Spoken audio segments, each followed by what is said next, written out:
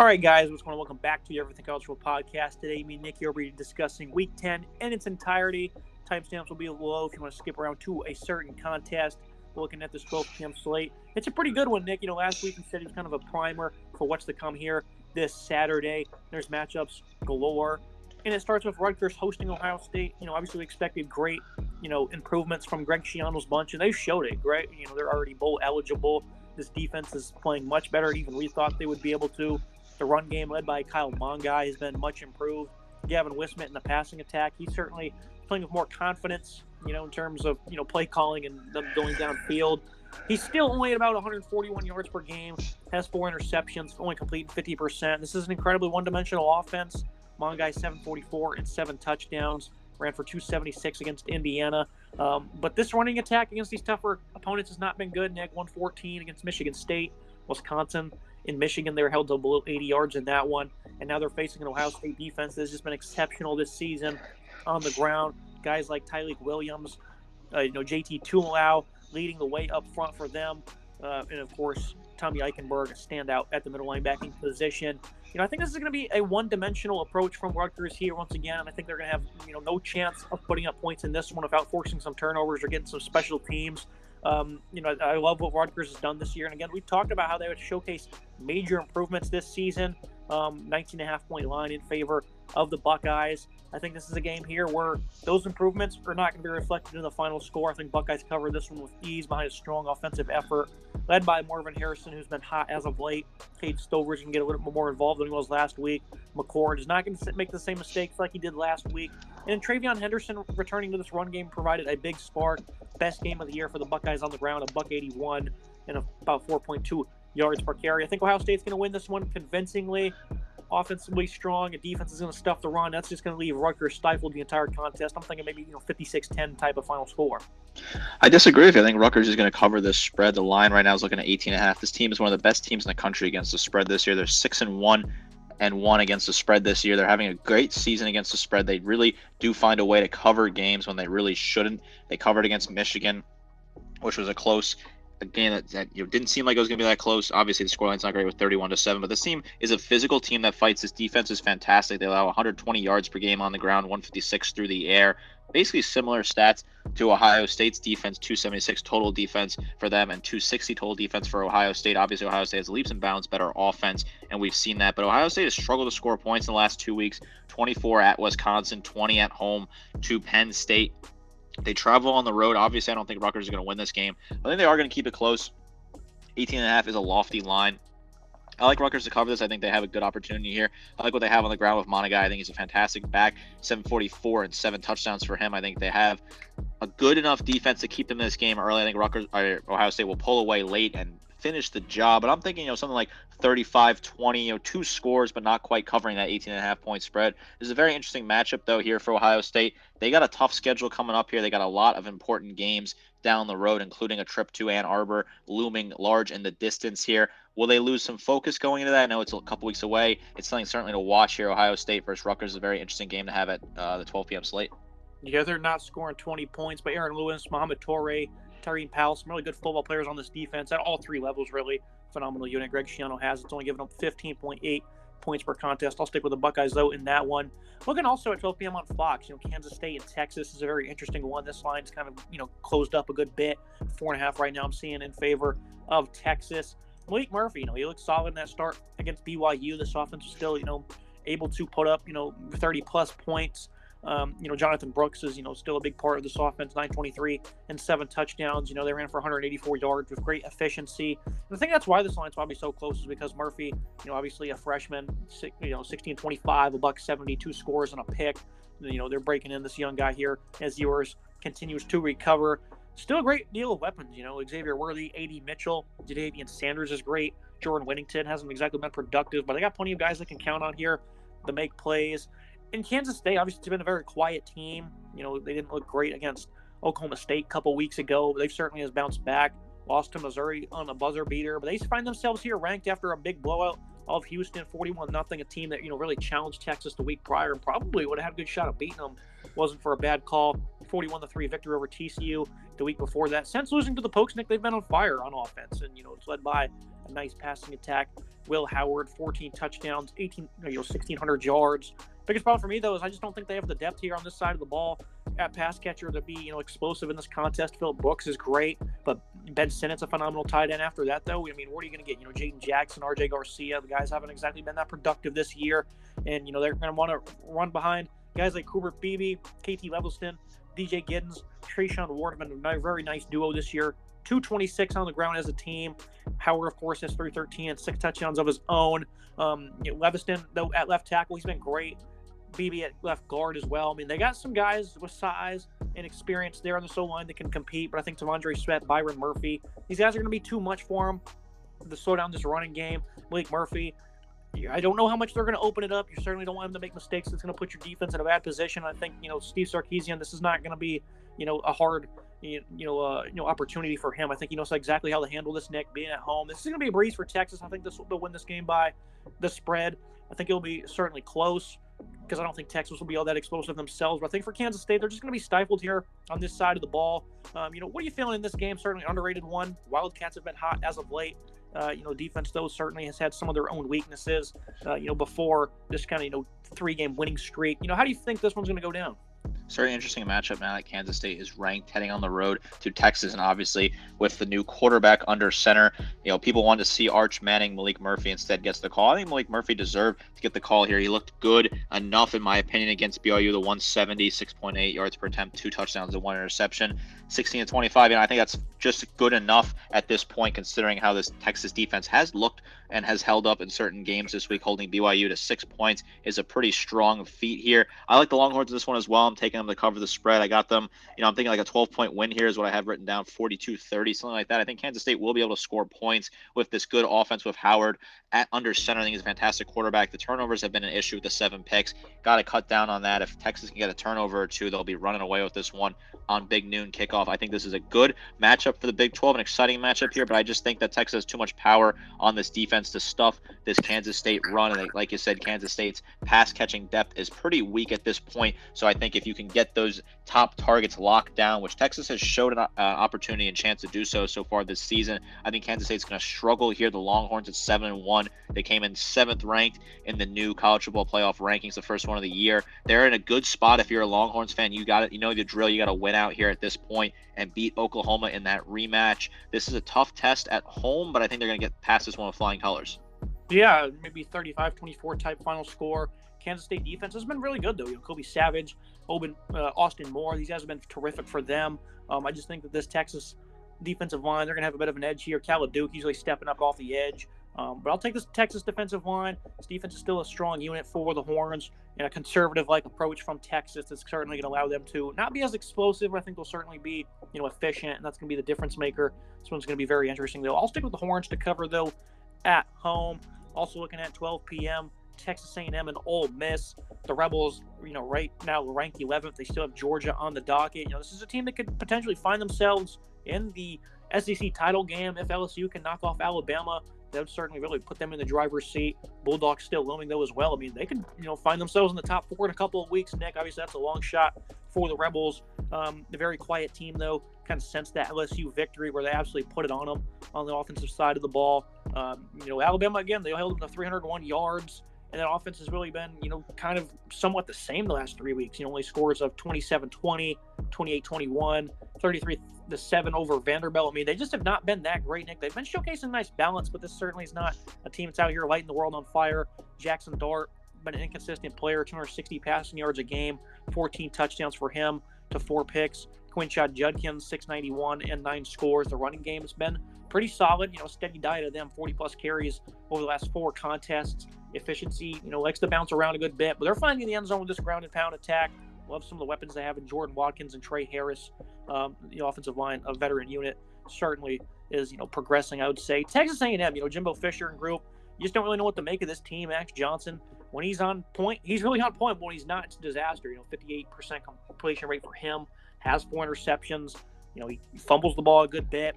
They have nice weapons, though, in Evan Stewart and Anais Smith, Noah Thomas. I mean, this is a pretty deep receiving core for Texas A&M. And the Ole Miss defense certainly has let me down at points this season. I thought they would really improve, and they just haven't really showcased that. Overall, though, over the last couple of weeks, they've, been very stout.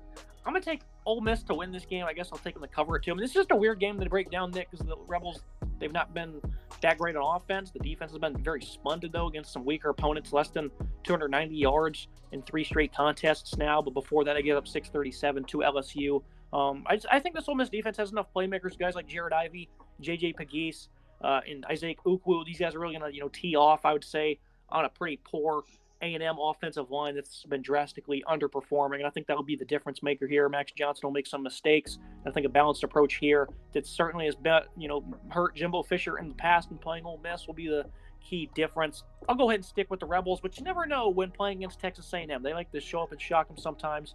-3. I'll take them to cover.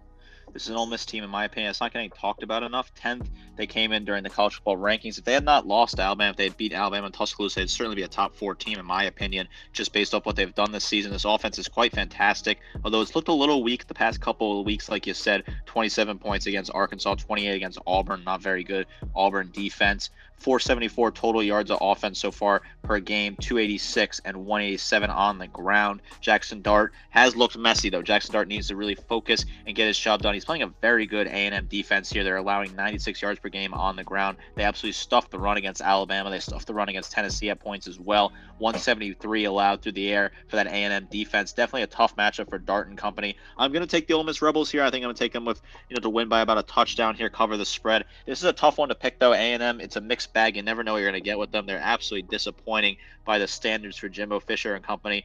Are you going to get the A&M that looked really great against SC, looked really good against Arkansas, blew out Auburn? Or are you going to get the team that looked terrible against Alabama and Tennessee at times and lost those games, looked bad against Miami, right? It's a complete coin flip here, I think, on the road at Vaughn Hemingway Stadium. I think I'm going to take the Rebels here in this one.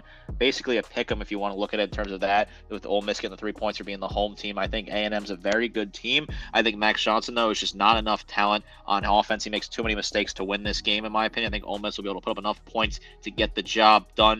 They have an interesting schedule ahead, like you said. They got Georgia looming on the horizon. Certainly interesting opportunities for Lane Kiffin's team to be involved potentially in a New Year's Six bowl, something like that. I think playoffs are off the table for this team, but they could certainly work their way into the conversation. And being placed at 10th, obviously the committee thinks they're a very good team, and I think they are as well. Also, the final game we'll talk about here on the noon slate. Great way to kick off your Saturday. Clemson hosting 12th ranked Notre Dame on ABC. This is an interesting one. Notre Dame, this is a really good football team that is out of playoff consideration with their 2 losses. Lost on the road by 13 to Louisville. Lost on the final second to Ohio State on a rushing touchdown. Sam Hartman certainly looked really good this year. Has added an extra element. Some more explosive passing attack from the Irish. 236 a game, 18 touchdowns, 5 picks. The turnover bug has started to come around for Hartman. He had 2 of them against Pittsburgh in a game they handily won. But 2 games earlier against Louisville, he had 3 picks, and I think he had another fumble as well. So the turnover bug's starting to bite him like it always did at Wake Forest. Audric Estime, 901 and 12 touchdowns. He's been one of the nation's top tailbacks. This run game, though, they've certainly started to dwindle down a bit. Only 164 per game. Figured that number would be a lot higher. Only 155 against Pitt, 125 against SC, and just an abysmal 44 against Louisville. They really struggled for the most part against Duke to run the ball. The numbers against Ohio State really came in 1 quarter. So, the truth about this running game, Nick, is it's really not as great as you would figure. Kind of some of the, Joe Alt's been great, but some of the lack of efficiency, I would say, that comes from the interior of their offensive line, led by Zeke Correll there for them. I think Clemson's going to win this game, though. This defense is still very good. The offense has been just a complete disaster, which has caused them to lose some of these games. Miami, Cade Klubnik made a bad read, keeps the ball. They lose in overtime. 17 points against Wake Forest. Offense looked pretty sound against Syracuse with Tyler Brown's emergence. Klubnik did make some interesting plays, good and bad. They really could have hurt his team.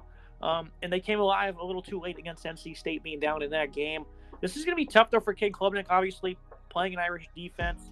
13 touchdowns this year to, a little under 2,000 passing yards. Will Shipley and Phil Moffitt. This is a very nice running back duo.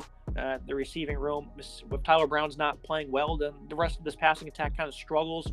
But this defense is still flat out elite, Nick. You look at the numbers, they're still top 10 in total defense and in yards per play. They're on the field for 71 plays against Miami, only 362 yards allowed, only 202 this past week. This is a phenomenal unit. I think certainly going to be able to force some turnovers. TJ Parker, as a freshman, as off the edge, has been terrific. Jeremiah Trotter, Barrett Carter. These are phenomenal linebackers. They're having great seasons. R.J. Mickens, Andrew McCumbee, some nice players in the secondary as well. Of course, everyone knows guys like Nate Wiggins are phenomenal. I think Clemson's going to win this game. They can't make mistakes, but I definitely think they're going to create some of their own opportunities. Dabo right now, he's been really fired up. I think he's starting to – I think, Dabo being fired up, taking things personally might be what this team needs to turn around. I think guys like Pat Coogan, Zeke Correll on the interior, they're going to be, Rocco Spindler as well. They haven't been the greatest this year in those positions. I think they're going to struggle in this game. Clemson's going to win. It'll be a close contest, though.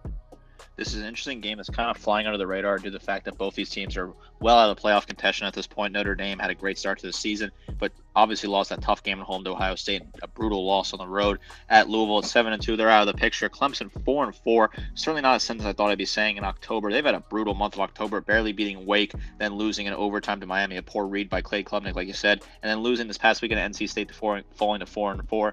Like, the fan base is attacking Dabo. I think he's that radio call where he was fired up. I listened to it. I think he had all the right in the world to be fired up because I think the fan base expects a lot out of him, a little too much. And at the end of the day, he's won 2 natties at Clemson, so I think that the abuse that he's getting from the fan base doesn't make any sense. But it is disappointing being 4-4. I think there are no excuses in that regard. I think the fan base does need to cut him some slack here. But at 4-4 in October is disappointing. And considering the talent this team has, this team could have been competing for a national championship. They have a very good defense, 99 yards per game allowed on the ground, 167 allowed through the air, 266 total offense allowed per game, 416 yards of total offense this season, 259 through the air, and 157. Klubnik, for his part, I think he's looked good. I think he's getting a lot of hate because he's made a couple poor decisions, some bad turnovers, but overall, nearly 2,000 yards passing, 13 touchdowns, 5 picks for him. Will Shipley looks as advertised, although I'd like to see him kind of break some more runs here and there. I am going to take the Notre Dame Fighting Irish here. I think their offense is just better than Clemson's offense at this point, pound for pound. Clemson does have a better defense on the matchup, but I think I like the Notre Dame offense here. I think Hartman has rejuvenated this offense. Yes, the turnover bug has been an issue, but the 18 touchdowns, 2,100 yards passing is fantastic, and Audric Estimine is a very underrated back, nearly over 900 yards rushing. 12 touchdowns for him. Some good balance in that backfield. They have some different guys that get involved. They got the tight end involved. Evans, who's a big physical piece, 422 yards receiving, and 1 score for him. I like Notre Dame to win this one and cover the spread. Very interesting matchup that's getting kind of underrated and slept on due to disappointing performances from both teams, but this is certainly worth watching if you want to tune in at noon. This is a good matchup on paper of 2 really strong teams just having a down season. Yeah, the Irish defense is phenomenal. They certainly match up well against Clemson's rushing attack. Howard Cross, Riley Mills up front, Jack Kaiser, Maris Leofau has also been phenomenal in coverage for them. Cam Hurts having a big year at his cornerback position, the match with Benjamin Morrison. I mean, this is a great defense. It's a shame they won't be playing in the playoffs. I'm going to take the under 44.5 as well, though. I'll take Clemson to get it done, though. I can't imagine them dropping below 500. And again, fired up Dabo. Maybe that's exactly what you need. Maybe not, though. Looking to the mid-afternoon slate, we broke down Missouri and Georgia and Bedlam in full, so we'll just kind of skim over those. Missouri, about 17-point line going to Athens. And that's always treacherous, Nick. This is the type of game where they might just lose by 30, 40 points, right? And we said that before the Kentucky game, and that's what happened. Georgia absolutely clobbered them. But I'm going to stick with this offense being able to produce enough to cover in this game. Missouri, I don't think they're going to pull off the upset, but I think this is a good enough team at this point in time with, Brady Cook showcasing great improvements, 282 yards per game as a passer, 15 touchdowns, only 3 picks. Cook in the past has shown his ability to be, a reliable runner. He's a bit of a gamer in that regard. Cody Schrader, 100 yards per game on the ground. I think they're going to start to look to get him in space of his speed.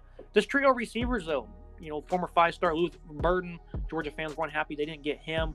900-plus yards this season. Theo Weiss and Mookie Cooper. I'm banking on those guys to produce enough to keep it close. But it's really going to be on the defense, Nick. I think this is a phenomenal back end led by Chris Abrams-Drenay. 4 picks, 10 pass breakups. He's not the only one, though. Jalen Carlisle is very solid. Joseph Charleston's one of their leading tacklers. Dalen Cardinale has stepped up. I mean, this is a secondary I really like. Guys like Johnny Walker and Darius Robinson have some nice size up front. They're going to have to be tasked with slowing down this run game. Enos Rackstraw, another corner who's great. I think the secondary in this 4-2-5, they're going to be able to step up. The linebackers have to be better in slowing down the run.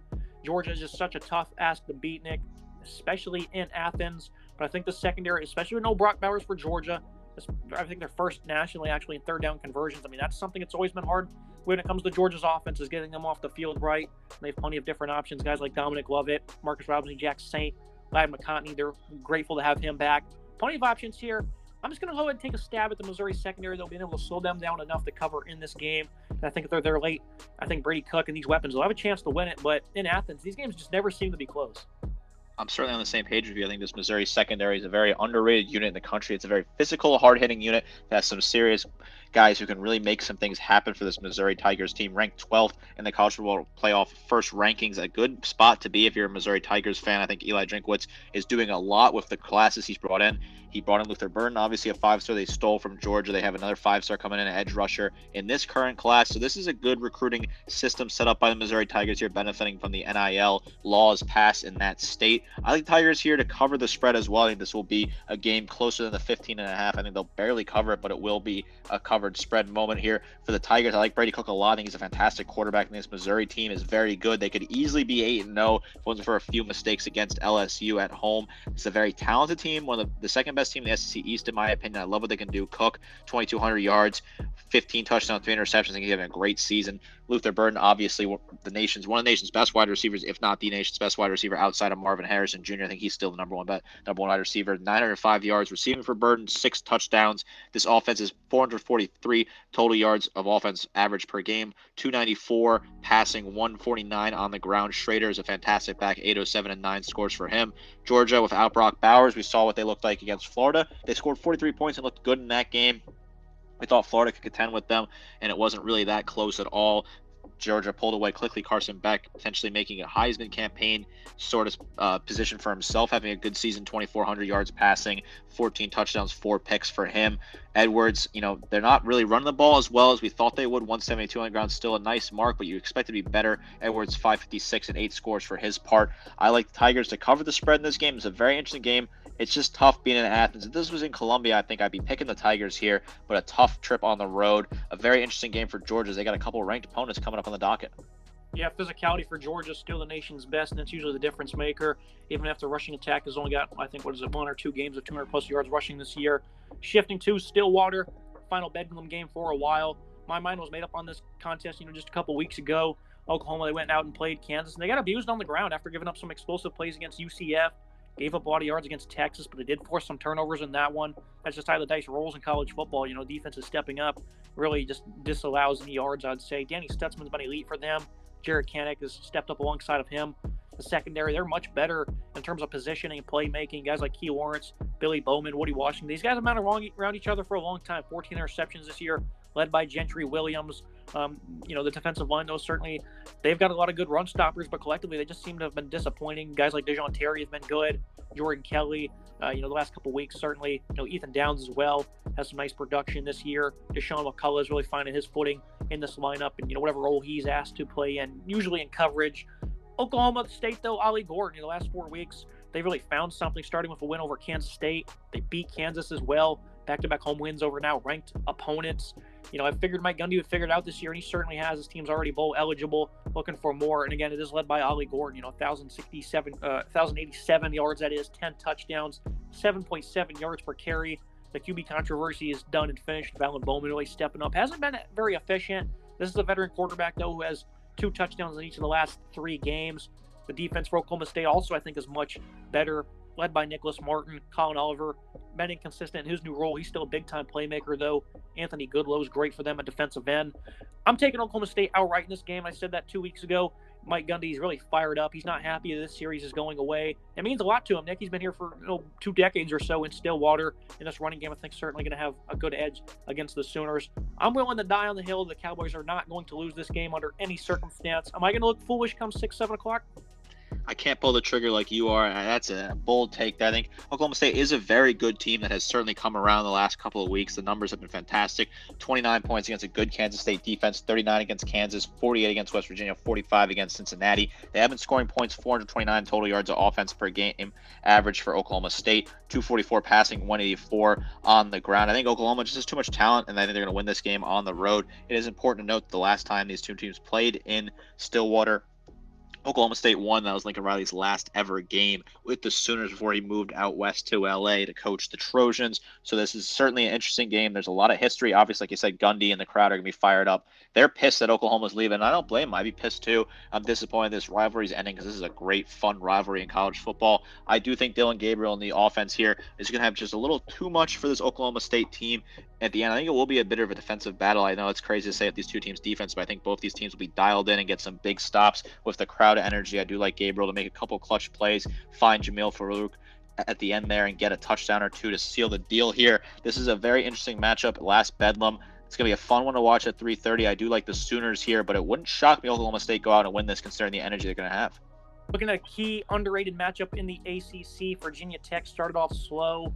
Other opponents in the ACC have kind of fallen off now. Now the Hokies, they have a chance to, play their way into a conference title game, Nick, which is crazy to say. Before the year, I took this team over 5.5 wins. Wasn't very fun to start the year, but now I'm kind of having fun with it. It wasn't a major wager by any means, and I think this is kind of a fun team to root for, coming off some big wins here. Starting with Virginia Tech, they've really found something with Kyron Drones at quarterback.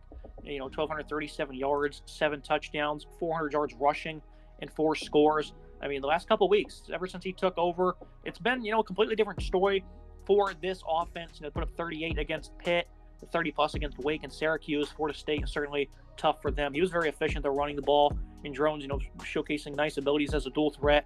Bryshawn Tutton, 478 and 4 scores of his own. This offensive line, they've been flat out poor, and that's going to be a big matchup for them going up against the Louisville defense that early on in the year wasn't really the most polished, even if the stat sheet said otherwise. But as of late, they just shut out Duke, who Riley Leonard obviously banged up. That's still very impressive. Held up very well against Notre Dame, only 44 rushing yards allowed, 4 straight contests of under 100 rushing. This defense has been stepping up. It's not just Ashton Gelati, though, who we expect to be great this year. Jalen Alderman has been great. Ramon Pierre, you're on the defensive line, and Jermaine Loyal as well. This is kind of a collective effort for them on this side of the ball. TJ Quinn at linebacker really stepping up. Some veterans in their secondary, and guys like Cameron Kelly and Devin Neal. This is a Louisville defense certainly needs to get some more notoriety. Jack Plummer has, not had the greatest of seasons, I would say. 252 yards per game is kind of on par with what we maybe would have assumed. 8 picks, though. It's certainly been very drastic. His accuracy's been inconsistent. This is a team we've bet on a lot this year, Nick, so it's been frustrating to watch Plummer play. And the production in the receiving room, 7-12, 6 scores from Jamari Thrash. The next closest, 229 from Chris Bell off 12 receptions. Really thought we'd see a lot heavier approach from this, more pro-style offense with a lot of passing. And, the production in the receiving room certainly been a little bit disappointing. Jawar Jordan, though, 10 touchdowns, 824. I think that's going to be the story here. This Virginia Tech defense, guys like Fadarius Payne, Antoine Powell-Ryland, Norrell Pollard. They have some really good defensive linemen, right? But I think I'm going to stick with Louisville here to cover in this one. I think it's about 9.5. You probably get a little bit, higher in other books. I really like what Virginia Tech has, though, and obviously I'll be rooting for them in more of a biased fashion, but I think just matchup on matchup, I like what the Louisville defense has been able to do. I think Jawar Jordan running the ball is certainly going to be something that the Hokies struggle to cover because they gave up 282, a lot of explosive plays against FSU. I know they only gave up 35 rushing to Wake and absolutely nothing to Syracuse. 0 yards on the ground there, but I think this one's going to come back to bite them a little bit. I think Jordan's going to have a big day. Hello, Hokies. They've come out of nowhere here and found themselves in the talk, potentially making the ACC title game even at 4-4, thanks to a 3-1 conference record. This team was all over the place in the preseason. We didn't know what to expect out of them, and I thought they'd have a chance to hit that over, like you said. It looks like they're going to be able to at this point. As for Louisville, they were my sleeper team, one of my biggest sleeper teams in college football, and they have lived up to that hype, in my opinion, at 7-1 with great wins against Duke and Notre Dame. A bad loss at Pitt, though, which is an alarming loss. This team should be undefeated, in my opinion. The fact they lost to Pitt like that is disappointing, and a lot of that relies on Jack Plummer, who's not quite lived up to the hype that I thought he was going to be able to. The 8 turnovers for Plummer is just disappointing, flat out. 2018 passing yards, 13 touchdowns for him. Jawar Jordan is incredible. He needs to get a lot more love. I saw him on social media get some love on Saturday. 824 yards, 10 touchdowns for him. Jamari Thrash is a fantastic wide receiver, 7-12 and 6 touchdowns. This defense is fantastic. They've allowed 91 yards per game, the average on the ground for the rush defense for Louisville. They're very good at making tackles in the backfield, a very strong physical defense that I think is a lot better than people give them credit for because their passing attack, their secondary is not great. They're giving up 212 yards passing. Virginia Tech's not an incredible passing team, which is why I think I'm going to rock with Louisville at home here. This team has got a lot of good energy, and they're going to cover the spread 9.5. I think they're going to win by 2 scores. This team, though, they want to go to the ACC title game under their first-year head coach. I think they have a great opportunity to do so and get another big win against an ACC contender. And we were going to give the spotlight to Maryland and Penn State, but both teams last week just flat out disappointed. So we'll talk about some other games at 3:30 that kind of catching our eye. James Madison, Georgia State, big contest there. In the Sun Belt, of course, JMU is not going to be eligible to play in the postseason, which is unfortunate. Small little line there as they go to Atlanta. Iowa Northwestern opened at under 29.5, lowest total CFB history. Illinois plus 1.5 at Minnesota, a team that's burned us numerous times this year. What are you kind of seeing on this 330 slate, Nick, that you're looking at in terms of good value from a betting perspective? I know I'm liking UCF minus 3.5 at Cincinnati. Has been really poor on the defensive side of the ball as of late. I think you'll see a lot of offense in that one, though. But I think there's a lot more here just other than some of the games we pointed out in terms of value. I think JMU is the best value of this slate here at minus 5.5 on the road at the Georgia State Panthers at the former Braves baseball stadium converted to a football stadium. JMU, it's a crime they're not going to be in a bowl game this year at 8-0. They're a really damn good ball club. Giving up 48 yards per game is the average on the ground. 48 yards, under 50 yards allowed per game. It's just an incredible number. They stuff every single team's rushing attack. They have no chance to run the ball against this. Their passing defense is poor, right, at 288, which is kind of a funny thing to look at, but you can't run on them. If you're going to beat James Madison, you got to do it through the air. I don't think I trust Georgia State to do so, even though they're having a pretty decent season with Granger at quarterback with 1,700 yards passing, 12 touchdowns, and 4 interceptions. I like JMU here. Those are the best bet, in my opinion, at the minus 5.5. This team's unbeaten for a reason. They got great wins over Old Dominion, Georgia Southern, who beat Georgia State last week, South Alabama, who's disappointed this year. I like this game. This is my best bet value for the midday slate for sure. Yeah, Marcus Carroll, one of the nation's leading rushers. This is a good rushing attack for Georgia State. Jalen Green for JMU in 8 games has 21 tackles for loss, 15.5 sacks. I mean, that is just absurd. They're certainly not going to give him much on the ground there. Moving to the nightcap, Washington-USC game we talked about extensively, so we'll just focus on this one for a little bit. And, it's mainly going to be the show of the offense. Washington's like 127th in sacks this year.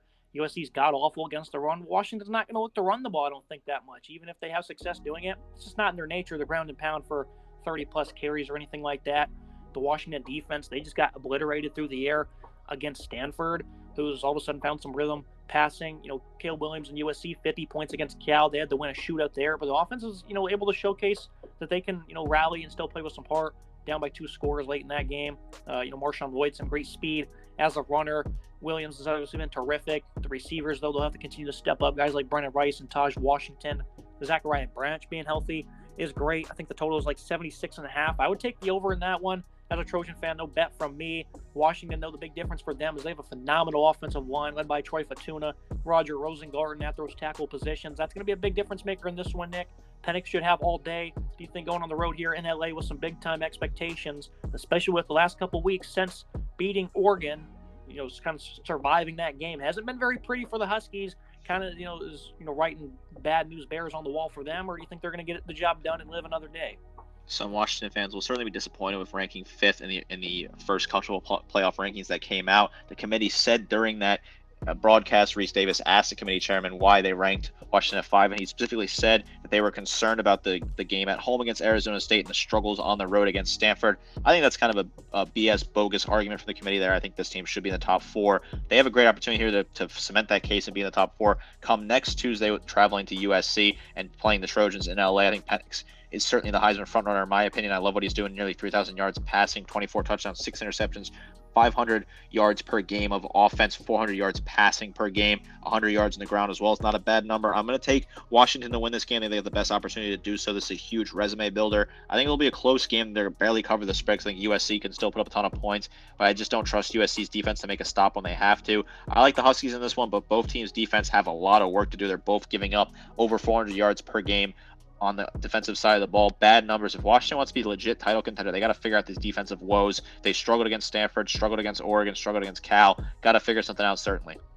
SC still playing for the Pac-12 title game, so a lot on the line here.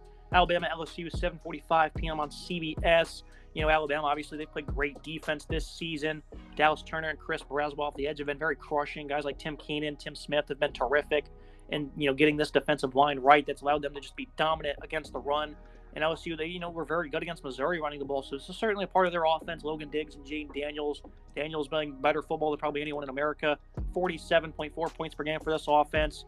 Bryant Thomas, Malik Neighbors have been great. A lot of creativity from those receivers. Over about 1,700 yards total combined and 20 touchdowns. I mean, these guys have just been dynamic. And, this is going to be a big challenge. This is some good corners from Alabama. Guys like Terrion Arnold, Kool-Aid McKinstry, Malachi Moore has really stepped up in the slot. Caleb Downs has been, an elite player since, kind of having some issues against Texas back in week 2. I think this is kind of simple and kind of corny, Nick. It's just a game where one team's going to get more stops than the other. Alabama's going to get more stops than LSU. I think they'll cover. It was about -4 when I seen it the other day. Jalen Milroe, though, has to not make mistakes, and I think Harold Perkins can certainly win against the left tackle, Caden Proctor, or Elijah Pritchett. If Jalen Milroe continues to hold the ball a lot like he does, then Perkins is probably going to have a field day, and he's probably going to create some opportunities for his offense. 1,600 yards passing, 13 touchdowns, 5 rushing for him.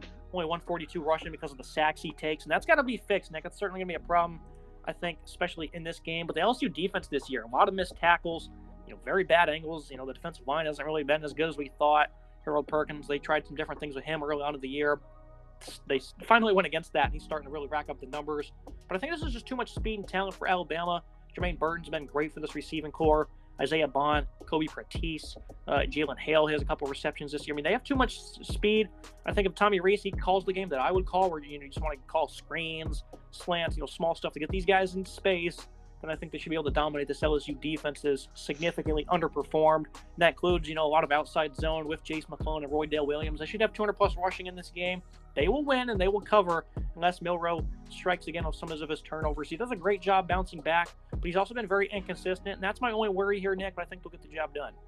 Milroe's inconsistencies are certainly a concern if you're an Alabama fan like I am. This is a very exciting matchup back in Tuscaloosa. Obviously, LSU beat Alabama last year and knocked them out of the college football playoff. I think Nick Saban and company did not forget that. After they lost to LSU in 2019, they came back in the COVID year and absolutely dominated them in Baton Rouge. Nick Saban does not forget, does not put past losing to opponents. He does not want to lose to a team 2 years in a row. He makes it a case to make sure to beat the hell out of those opponents, and this is a big opportunity for them to do so here. I think the big matchup advantage certainly is the Tide defense that's looked even better than I thought they would. This has been a great unit that's just absolutely stonewalling teams, especially in the second half. They had incredible second halves against Tennessee, Texas A&M, and Ole Miss. Did not look great in the second half against Arkansas, which is really the one blemish, and also a little shaky against Mississippi State in the second half. But overall, this defense is just fantastic. They're stuffing teams. 108 yards allowed is the average on the ground. A great run defense. I think if Milroe is comfortable and confined and get nice plays drawn up by Tommy Rees, get Burton involved. Burton has been a really good player who's certainly developing into that star number 1 wide receiver. This is a deep wide receiving room for Alabama here. If they can also get the secondary involved and cut and shut down the 2 top wide receivers for LSU, including Malik Neighbors, who's one of the nation's best at nearly 1,000 yards receiving and 9 touchdowns. If they can make Neighbors a non-factor, I think Alabama wins this game. I'm not going to make a pick, obviously, as an Alabama fan. This is certainly a close game, could go either way, and both these teams have a huge opportunity here in a big matchup in Tuscaloosa under the lights. And looking at 7 p.m. on ESPN, one of my favorite games on the slate, Kansas, Iowa State. Nick, we said the preseason 7-5 prediction. We said we don't really know how, but Iowa State, they're gonna make a bowl game, probably compete this year. And look, they're doing it after a poor start to the year. Matt Campbell, he had an altercation with a fan, I think, after that loss to Ohio. It was a disastrous start to the year of 2-3. 3-game winning streak, though. They're right there in consideration for this conference. They beat Oklahoma State, who's been on a tear ever since. This is a good football team. Campbell continues to do it. Rocco Beach, a freshman at quarterback, he's really stepped up this season. Very poor effort against Ohio, and then the next week he put up 350 and 3 scores on the Pokes. Last 2 weeks, over 60% completion rate, 230-plus passing. I mean, this is certainly never an offense that's going to blow you out of the water. Running game, it's been, what it's been. 122 yards. Contavious Norton, Eli Sanders splitting that backfield. They've been, efficient enough to win these games over the last 3 weeks. But I think the defense is going to be the difference maker. We say it every year. Nobody ever seems to respect Iowa State. And I understand, it's not a flashy, the Cyclones, whatnot. But this is a defense, Nick, that we rave about. We don't understand how they were so good with these guys being no names. So I'll read you some. Caleb Bacon has been an elite run defender, a linebacker. Tyler Onamim at his defensive end position has been good. Dom Orange up front as well. And, of course, one of the best players in the nation at corner, TJ Tampa, and his co-parts at safety have been very good, too. Carson Welch and Jeremiah Cooper. They've been terrific during this 3-game winning streak. That includes dominance on the ground, like always. They're just very tough in the trenches. Less than 1,000 yards on the year, allowed on the ground, 123 a game. With Kansas coming off a big win, they're certainly going to be high in terms of energy. Devin Neal, Daniel Highshaw's been a phenomenal duo for, this backfield. Jason Bean, I said that this team would be just fine with him taking over when Jalen Daniels went down. He's a more than capable quarterback. Showcased that late, was able to put some mistakes behind him, converted a big 4th down, and was able to put them in the end zone there. 5 touchdowns, 2 weeks ago and 4-10 against Oklahoma State. This is a guy that can win through the air. I just think the Iowa State defense is going to be too much here. It's going to be tough for them to score. That's just kind of the nature of their offense, but they're not playing a good defense by any means. They've been awful last 4 weeks, 200 plus in all 4 games on the ground. And I think, Iowa State, they're certainly going to be able to, expose that a little bit with their physicality. I'm taking Iowa State outright, Nick. I just absolutely love watching this football team. It's just so amazing to see them, continue to succeed with no names. -2.5 on my board. I'm not sure what you're getting, but I'm going to take them outright regardless. Yeah, I'm also getting 2.5, and I'm taking Iowa State here. I think they're going to cover the points. Jack Trice Stadium is a tough place to play. Opponents come here to die. That crowd gets unbelievably rowdy, especially in a nighttime, primetime atmosphere at Iowa State and Ames. I wouldn't want to play there if I'm a ranked opposing team, and that's exactly what Kansas is. This Iowa State defense, like you said, it's just a bunch of no-names who are physically strong, physically gifted players that just keep hitting you and knocking you down. They stuff the run. 123 is the average per game on the ground against Iowa State. That's a good number in my opinion. They got the physical. The quarterback play has been good enough for this team. 1,700 yards, 13 touchdowns, 6 interceptions. We always say it. This team's going to find a way to get through a ball under Matt Campbell. Matt Campbell knows how to do so much with the talent he has, which is not a lot of talent. It builds a lot with what he has, and there's really nothing there out in Ames. But they get the job done. They've rattled off 3 wins in a row after looking shaky to start the season, and they're certainly knocking on the door of bowl eligibility here. I think Kansas, they have a lot of energy after beating Oklahoma, a lot of fun, the fans through the goalposts in the lake. That's all good and fun, but I think they're going to have a tough spot traveling on the road here and a bounce-back game, a bit of a hangover, letdown game in my opinion. I like Iowa State to win this game and cover the 2.5. The under, I think, is certainly in play at 54. I like the under on that one as well. I think this will be a close, tougher-fought game. These are 2 fun teams to watch. Iowa State does not get enough recognition because of the physical football they play, but this is certainly worth watching on prime time. Tune into this one, see what goes on.